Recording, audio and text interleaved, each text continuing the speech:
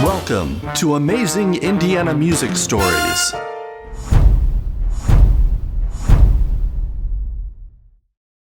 I always wanted to be a songwriter, and at an early age I kind of looked for ways to do that, and I was pitching songs in bars before I was old enough to be in them. I was playing in bars before I was old enough to be in them. But to me, songwriting in the 70s, the really best stuff was in the country veins. And so that's what I went looking toward. But I have so many other influences too, you know. I mean, you know, Ray Charles, the Beatles, the Stones, the Byrds. You know, if I'm at home, I'm just as likely to listen to Sinatra or Johnny Mathis as I am Willie Nelson. You know, so I just always tried to look at my so-called borderline career as my friend here and I were talking a little earlier. You know, I'm not interested in going to a gallery and seeing 3 exact paintings by the same guy. So I always wanted to venture out and do different things. And so I've made, you know, rock and roll albums. I've made a gospel record, even though I'm agnostic. I just thought it'd be a vein that I'd never ventured into before and I wanted to know more about. My R&B band, the Snake Handlers, was nominated for International Blues Album of the Year. But Sindacato has always been my main thing. We recorded 6 CDs, I think, together out of the 12 I've done.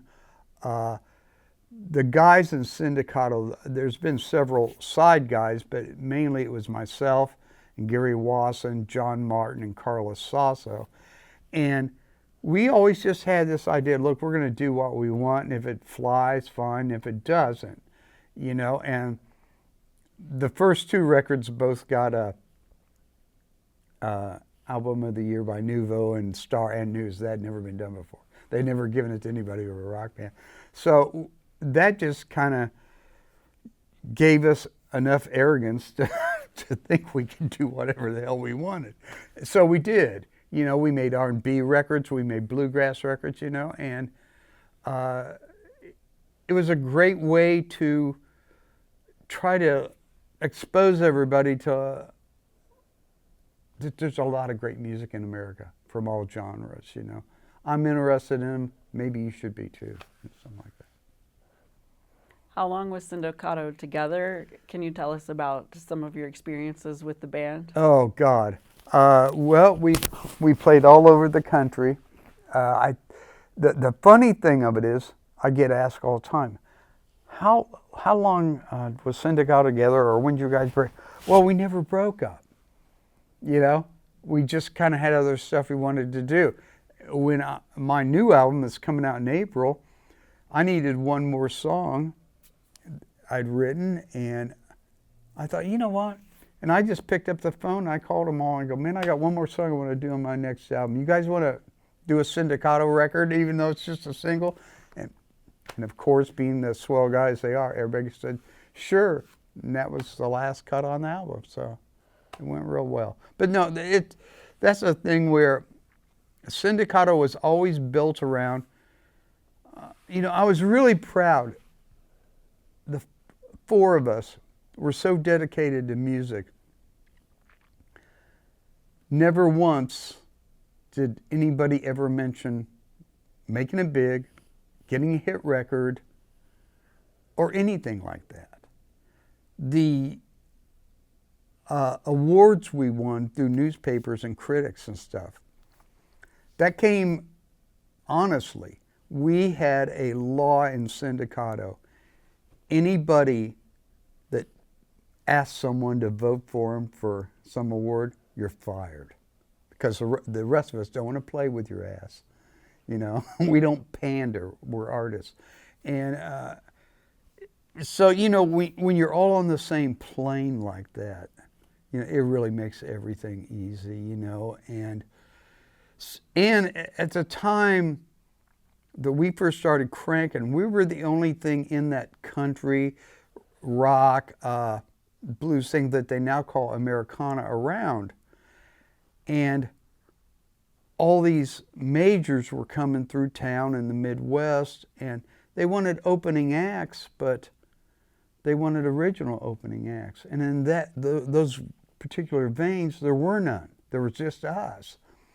And so word got around, and then we were opening for Merle Haggard and George Jones, and then George Jones' peoples told Emmylou Harris's people about us, who told Lucinda Williams' people about it. It just went on. And in the course of 2 years, we were traveling all over the place, and we opened for, or played gigs with 63 majors in 2 months. It was just an amazing run, we were exhausted when it was through. But, there's something about being, sometimes you have to choose. Some people are lucky enough that they can pick up the critics and the masses too. We always heard, boy, if you guys wrote some more fun songs, It's like, well, that's really not what we do. We just write songs. We don't set out to write fun songs. But choosing the art over the money actually got us to places that the other wouldn't have. We recorded 6 records together that all got great reviews. I don't know if, and this is for my band members, not for me, because I don't like it when people pat themselves on the back. But how many other Indiana artists have made 6 CDs that all got great reviews? How many opened for 63 majors? I don't think the way the music business is, especially now, kids coming up, nobody's ever going to get that opportunity to do that again, the way the system's set up. Because now, majors send their own new signee to open for them, so it's just a different game. I have young people come up to me all the time, man, how do I make it in this thing? I want to do the things you did. And I go, I have no idea how to tell you, because it's just all changed so much. Wow. So who are some of the majors that you opened for, and who have you played with? Who are some of the big influences? I think I put a list in over there. I got to play with almost every one of my heroes. The only ones I didn't get to play is we were supposed to open for the band, who were my gods, and then Rick Dango died. And so that kind of fell out. But that's the only one. I would have loved to have shared a stage with Tracy Chapman, who's I'm a huge fan of, but she rarely tours and lives in Norway, so that's a long drive. But yeah, Willie Nelson, Hank Williams Jr., Todd Rundgren, Junior Brown,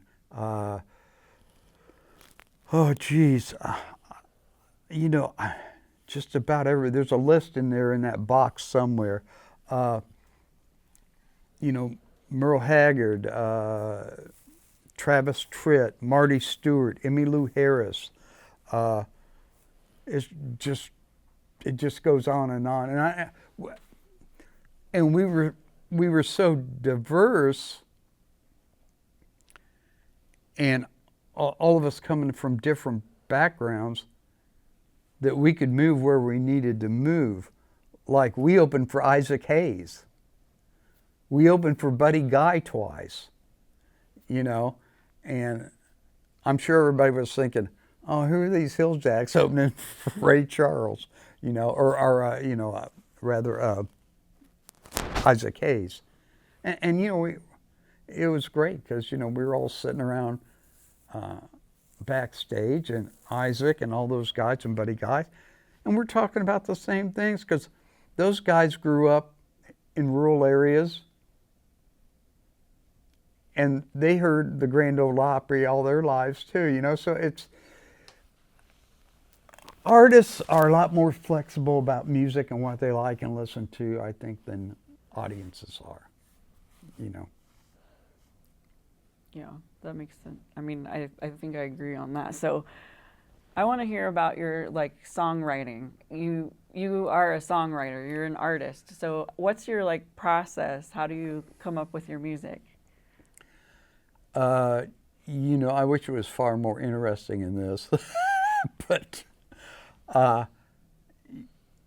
you know, one of my favorite songs I ever wrote was a song called Mr. Lincoln's Train, about, you know, the Lincoln Death Train. And it was off the second Sindacato record, and I needed a song for Jon to sing. And I just woke up in the middle of the night. I dreamed this whole thing about that, and I used to always keep a legal pad before we had computers and a pen next to my bed. And I woke up and I turned on the light and I just wrote all 3 verses in the chorus, never corrected a bit of it, laid it back down, went to sleep. I'm also real lazy.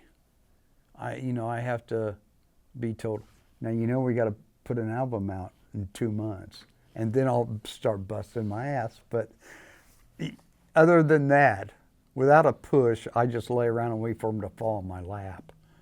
You know, and you get, but I started by eavesdropping on other people's lives, you know. Like, you know, I'd go to the old Huddle in Nora, or, you know, a Bob Evans or somewhere like, or an all-night diner. And, you know, sit and have coffee and listen to people talk. Man, they'll give you a whole lot of great songs, you know. You know, you hope they don't recognize them, but they're there, and everybody lives a lot of the same lives, and it just gives you a look into, and you got to relate. I mean, you know, one of my pet peeves is I run an open stage. I call it a performance stage because we actually have rules and stuff on Tuesday nights in Franklin, and I try to always be honest with everybody, because if somebody's really wants to make it or grow as a musician, I think they want you to be honest with you. And I tend to, probably the most advice I ever give them is quit writing your diary. You know, who cares?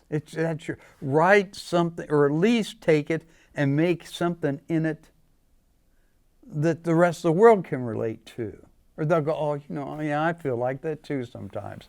But if you're saying, I'm sitting here with my, you know, old blue cup watching this, and I'm flipping through, you know, I mean, you know, don't be that arrogant, you know. And for God's sake, don't write a song about your new kid. You know? Everybody does that. Thankfully, I never had children, so I don't have to ever write one. But yeah, I don't really have a process other than being influenced by other people and having great musicians around me. I think in 6 Sindacato records, I wrote every song but one, and I helped arrange that one. That was always my role. And I used to, you know, when you've got 3 people around you that are really talented, that you know you have, they know you know they've got your back, it's pretty easy. You know, it really is. You know. Tell us about your guitars. My guitars, I have a lot of guitars. I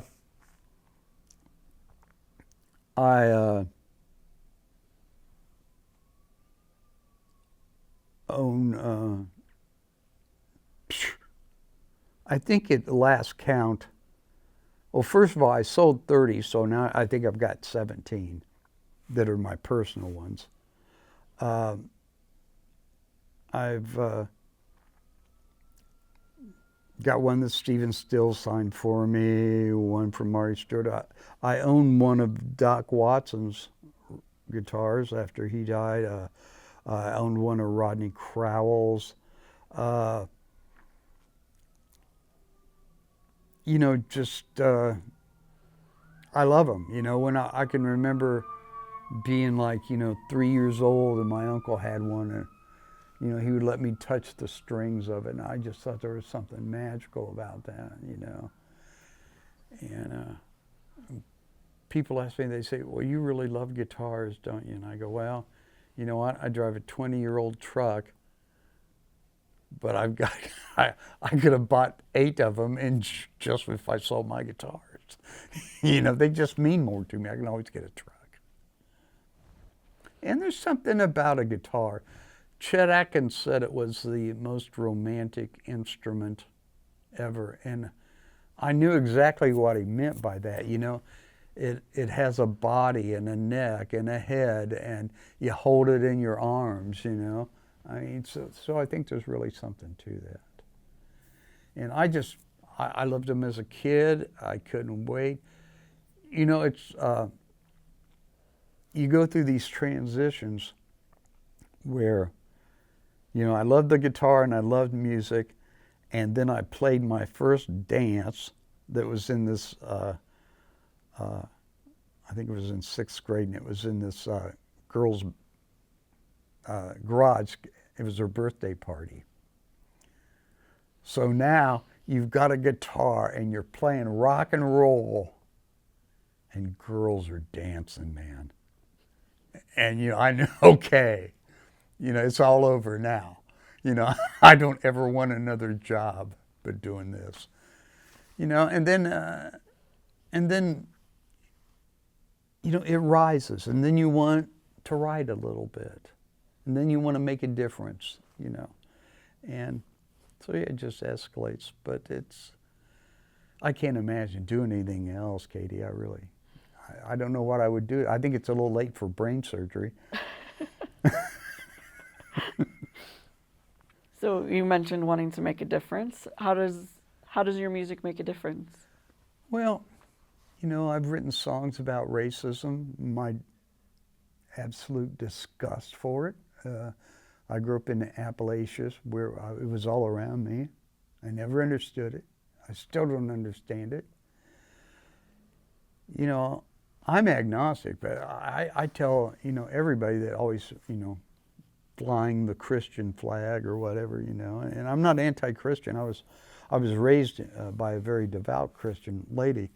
But I always ask them, well, if I'm wrong and you're right, how are you going to feel if you go before this God you believe in? And he goes, are you kidding me?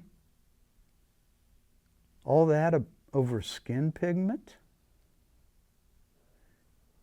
You hated and mistreated people over that? I'm the one that gave them skin pigment because they live in a hot climate, So I've just never, ever understood it. Now my heroes growing up, guys like, Muddy Waters and Robert Johnson and all those people, and the Temptations and the Supremes, and all that stuff, those were my heroes. I couldn't understand, why people didn't love these people. Tom Petty once said, and I loved it because my whole family's Irish on both sides, but he said, if it wasn't for blacks and the Irish, we'd all still be doing the minuet.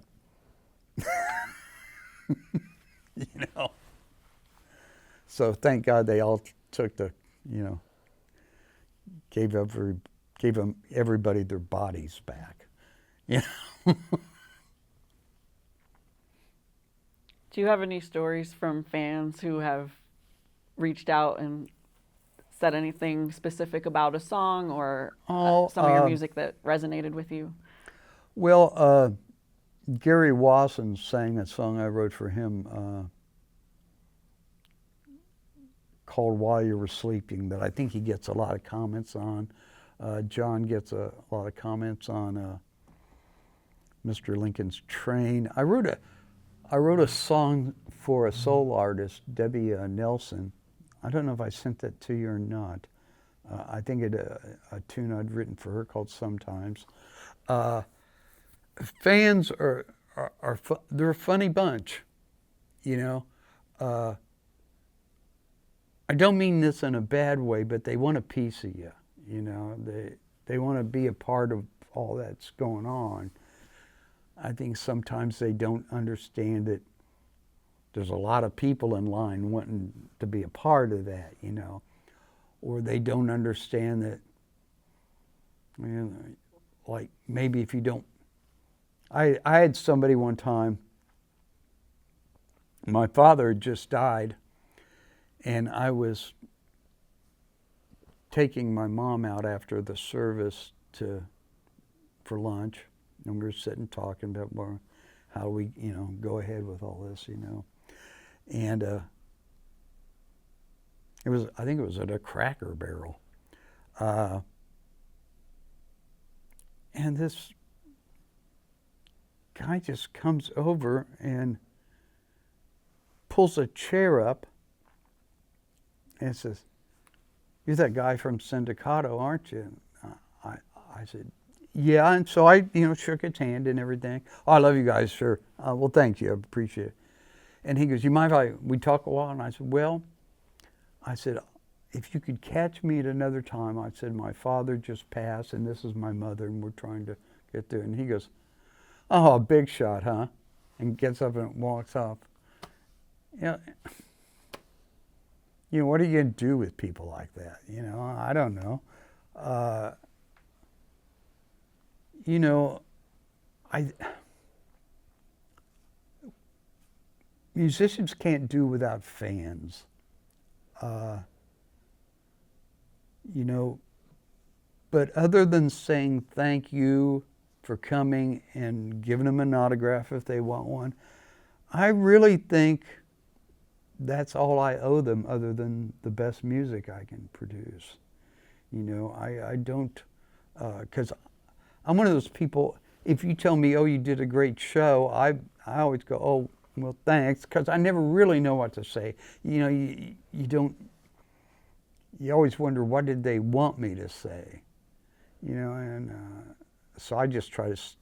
Now, I'm very lucky that Jon and Carl and Gary are all very gregarious. So that allows me to kind of grab my guitar and sneak out the back door, you know, and leave. And I love my fans, and I'm very fortunate for it. I think, I mean, what else is there if people don't like what you're doing? Then I have to stop, right? I don't want to stop. We don't want you to stop. Well, thanks, Katie. You mentioned growing up in Appalachia, and so when did you first come to Indiana? I'm curious about your musical influences growing up. Was your family musical? When did you kind of? Well, my family wasn't musical per se, but they loved music. My dad and mom were both great singers, far better than I am. You know, back then everybody were coal miners or wives of coal miners or whatever, you know. If somebody could just play a little bit of guitar and sing, those were very respected people. I mean, that was a big deal because that wasn't something everybody could do, you know. And I mean, on Saturday nights, if you had a guy sitting on his porch playing guitar and singing a little bit, you know, the whole little community would come around and sit, you know, and so we loved it. Of course, you know, it started out with people like, you know, Flatt and Scruggs and Bill Monroe and Merle Travis, and then Elvis came out, and the Everly Brothers. I had an aunt that loved the Everly Brothers, so she played me all their records. And so we moved here when I was about 6, and I would go back and stay summers with my grandma and grandpa. It kind of kept both feet in it, both feet. Feet? I have a cat I call Feets, so yeah. So I tried to pick up all the different music I could. I mean, I listened to rock and roll all day, but I would still listen to Hee Haw and the Lawrence Welk Show on Saturday nights, you know. I appreciated good musicians no matter what they were doing. As far as really big influences, Van Morrison is a huge influence. I didn't think anybody could be that good. Bob Dylan made me want to pick up a pen. Willie Nelson, Guy Clark, Waylon Jennings, Lucinda Williams, Tracy Chapman, the band. You can't, I don't think anybody in modern music can dismiss the Beatles or the Stones, you know, Cream. I just, you know, Muddy Waters, Robert Johnson, you know, I guess all the people you're supposed to like. People that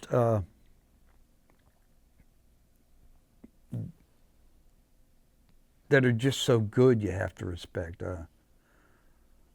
I maintain that Linda Ronstadt's the greatest female vocalist of all time. I mean, when you can do rock, country, Hispanic music, Broadway, opera, and get awards in all of them, and be the only person that's ever done it, I don't think there has to be an argument after that, really. Emmylou Harris was a big influence on me as far as mixing rock and country. I got to do shows with her later and found out I was scared to death to meet her because I wanted her to be such a nice person. And I was afraid what am I going to do if she's a jerk or something, you know? And happily, she was just as nice a person as you thought she was going to be. Same thing with the guys in Los Lobos. Those guys are really swell guys, too. You know, this is really funny, but someone that changed my writing more than anybody. This is great funny. I'll try to make it short story long. I was working at a guitar shop in Broad Ripple for a guy named Jack Gummer. And I was having my morning coffee and I was looking out the window and I said, Jack, you got to come here a minute. And he goes, what is it? And I said, there's a woman walking up the steps that looks just like Meryl Streep. And he looks out and he goes, oh yeah, that's my sister-in-law, Meryl. So it was Meryl Streep, right?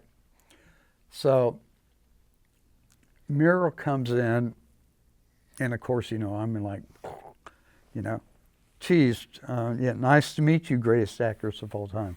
But she had her kids with her, and she was really cool, you know, it's like, she didn't look a bit like Sophie's Choice, you know, she had on the leather jacket and the cowboy boots and everything, you know, and I thought, well, you know, this is family, so I want to kind of get away. So I'm in the back room, and I'm kind of messing around with this steel guitar, and one of her kid comes back, and what are you doing? And I went, oh, can you show me? And I said, okay.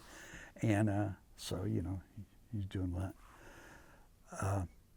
And so she comes back and thanks me, which seemed ridiculous right there. You know, Meryl Streep thanking me for anything.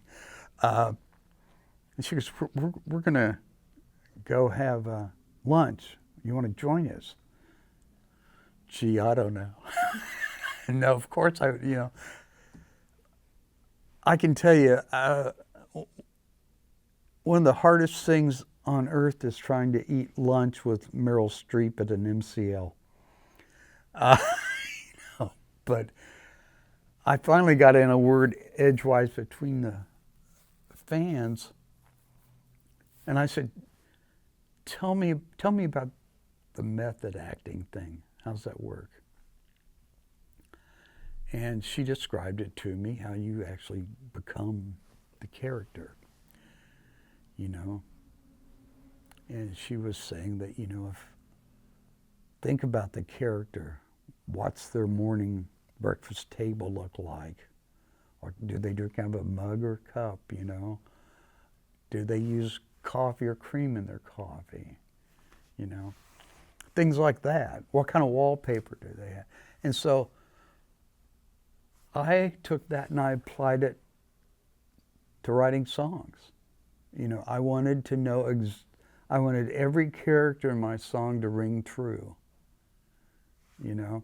And so when people ask me who my greatest songwriting, who has influenced me the most, I say Meryl Streep. You may never hear that again from anyone. Okay. You were telling me about this drum head earlier. Yeah. Can you tell the story about that? Sure. I'll pick it up. So, when I was in Nashville, back when it was a cool town, there was this little shop on Broadway called Hatch Show Prints. And it was the last block printing shop in America. And, you know, they would still do special event things for, you know, county fairs and things like that. And I got to meet the guy, Jim Sheridan, who was the head of it. It was a nonprofit that was owned by the Country Music Association. And I gave him, CDs weren't out yet, I gave him one of our cassettes, the very first one, Appalachian Pipeline, that later became a CD, but anyway. He goes, so what are you doing now? And I said, well, we're working on this album called Logan County, which is where I'm from, in West Virginia. And he goes, that sounds interesting. And I said, well, you know, I hope so. And he goes, well, let me do the album cover. And I said, I can't afford that. And he goes, why can't you afford it? I said, well, didn't you tell me that you've only done 2 of those, one for Bruce Springsteen live in New York and Emmylou Harris live at the Ryman, who a friend of mine produced. And that's how I knew that. And he said, that's right, we've done 2. He says, you can be the 3rd. And I said, you realize I don't have Springsteen money, right? I mean, I'm down here talking to you because I got nowhere to play right now. And he said, well, I'm not going to charge you for it. So the 3rd, I don't know if he's done any since, but the one that followed Bruce and Emmylou Harris was Sindacato, and it was free. And that's on the cover of our album, and so we put it on the cover of our drumhead. Nice. Again, that seems kind of weird to me, but it happened. So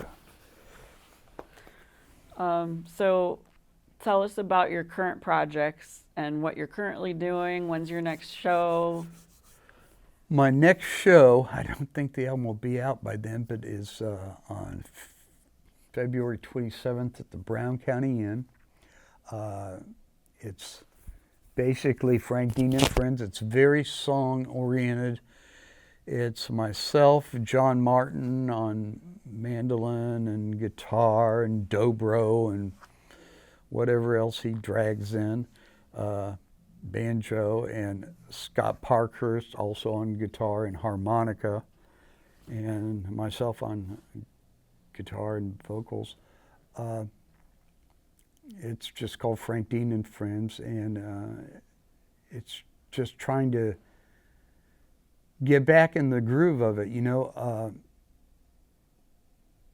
I think COVID hurt a lot of musicians. I mean, we know the ones that couldn't afford to quit, some of them died. My friends, you know, my friends who'd been friends a long time, and that was very traumatic for me. And then there was that time that nobody wanted to hire anybody because they didn't know what was going to happen. And then nobody wanted to pay any money. And so it just took a long time. It was about, so, you know, we released a compilation record of the last 30 years of stuff from my records. But, you know, I felt like, you know, geez, I'm a writer. It's been 6 years and I've written a song. You know, it's probably time. You know, I couldn't be a mechanic and not work on a car for 6 years. So, you know, come on, Frank, get off your butt. And, you know, so I just made myself start writing, and I think it'll probably come out in late April or early May. We'll probably, I'd like to do the release party at the Jazz Kitchen. We always have a great time there. It's a great venue. But it'll be somewhere. There's, you know, always somebody that's willing to let us roll in and make some noise, you know. But it's the first record that I've made that's really about the music business and how hard it is, and you got to love it, or if you're not ready to give it all, then stay working at your dad's insurance company, because it's going to be hard. You know, you're gonna sleep on pool tables. You know, you're gonna eat stuff you don't want to eat, not very healthy. You know, it always reminds me of the Bob Dylan song "Like a Rolling Stone." You know, about the person that had no idea what life they were getting into. Yeah, you're gonna know heroin addicts. You're going to know people on all kinds of drugs and alcoholics. You're going to have this idealistic thing that you're going to walk in and say, I've got the best song you've ever heard. And they're going to say, are you shitting me? I wouldn't feed my dog this song. You know, I mean, you just got to really have a tough skin. You know, my advice to them is, if you believe in yourself, keep going. But the moment you stop believing in yourself, nobody else is going to. And so it's about all that stuff, you know.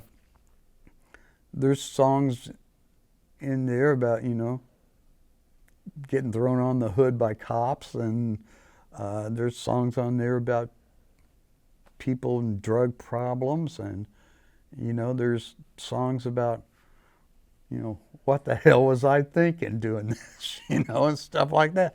But it's just about truth, whatever that is to that person, you know, I guess. But and what a facade it all really is, you know. People don't always understand that, you know. They're coming up and telling you about this great life you have, and I think they forget, well, you've got a nicer house than me, you've got a nicer car, you make 3 times as money as I do, you know. Buy an album, man. You know. You know, I'm really glad you guys are all doing this. I hope it can expand to cover enough people that a lot of people have forgotten. You know, there's fields like blues and bluegrass and country that it was the 90s or later before they caught on to things like promo and posters and advertising. And there was all these great artists, even in town. There's a friend of mine named Jerry Lowe. I don't think he lives in Indiana anymore. That guy played a place on Pendleton Pike 6 nights a week for 8 years, 2 standing room only. Somebody ought to know about that guy. The best guitar player I ever knew in my life was 2 of them, a guy named Gene Jinks and this one guy named Joe Jackson that I've never seen anybody better in my life, you know, and nobody knows who those guys are. You know, then we've got to start looking to, you know, people like, well, my co-producer and engineer, Eric Johnson, you know, that owns the Pop Machine here on the North Side. That guy's, you know, produced records that have won major awards and stuff like that, you know, but unfortunately, which is why I'm so happy you guys are doing this, Indiana has never been that receptive to anything that didn't have the word ball on the end of it. You know? Maybe we should start calling it music ball. Just to get their attention or something. You know?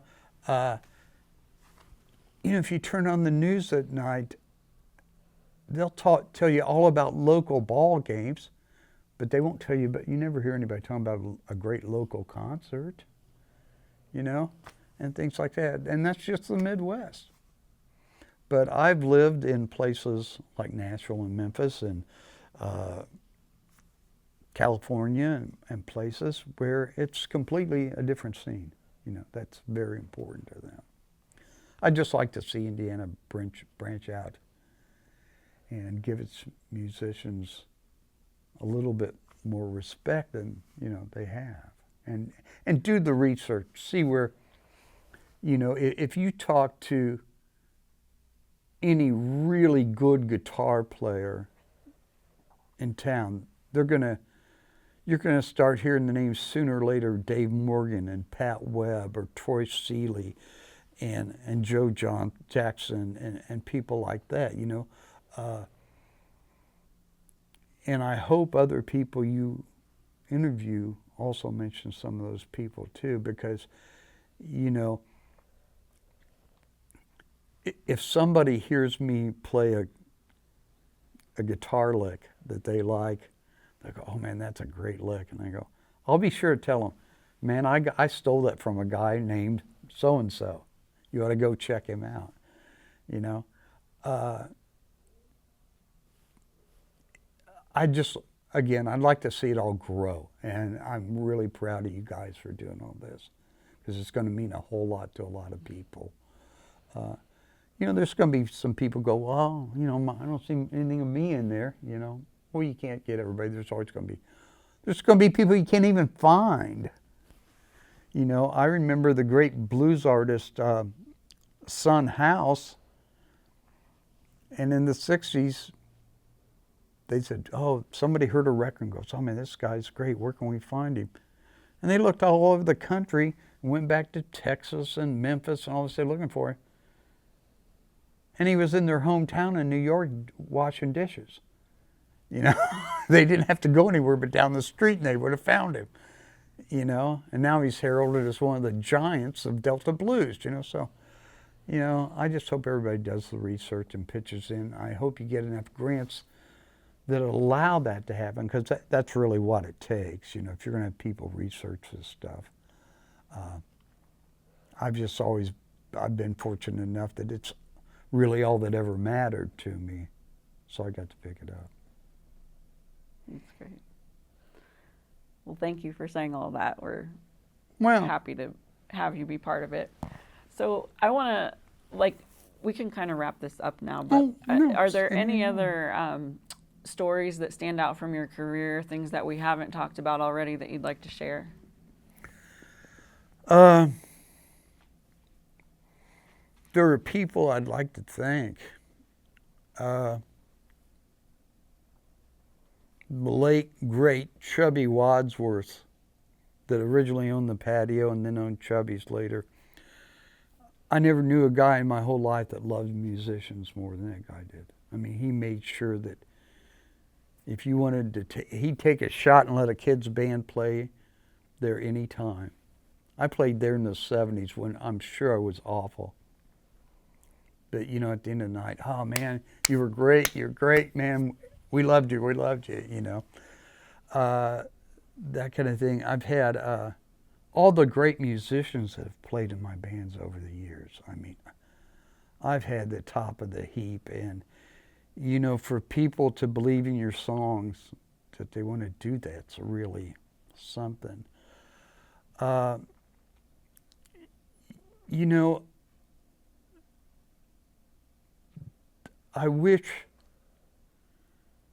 if I had a wish to get granted, I wish there were more clubs and things like there used to be for live entertainment.